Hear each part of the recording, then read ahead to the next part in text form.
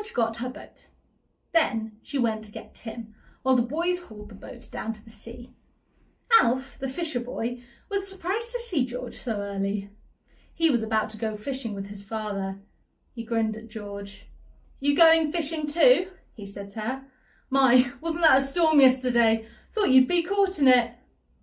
"We were," said George. "Come on, Tim, come on." Tim was very pleased to see George so early.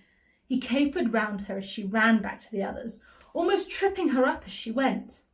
He leapt into the boat as soon as he saw it and stood at the stern, his red tongue out and his tail wagging violently.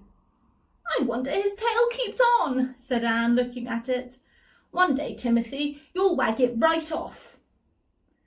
They set off to the island.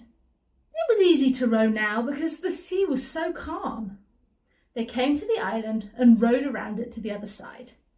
And there was the wreck, piled high on some sharp rocks. It had settled down now and did not stir as the waves slid under it.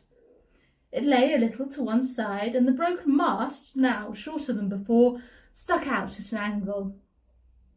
"There she is," said Julian in excitement. "Poor old wreck. I guess she's a bit more battered now. What a noise she made when she went crashing onto those rocks yesterday."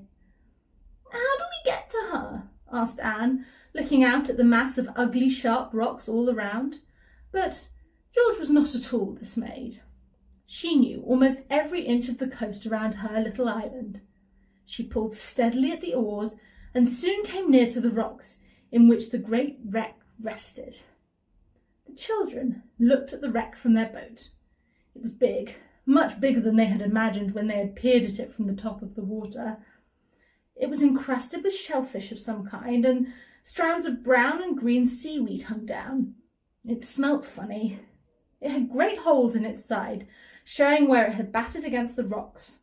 There were holes in the deck too.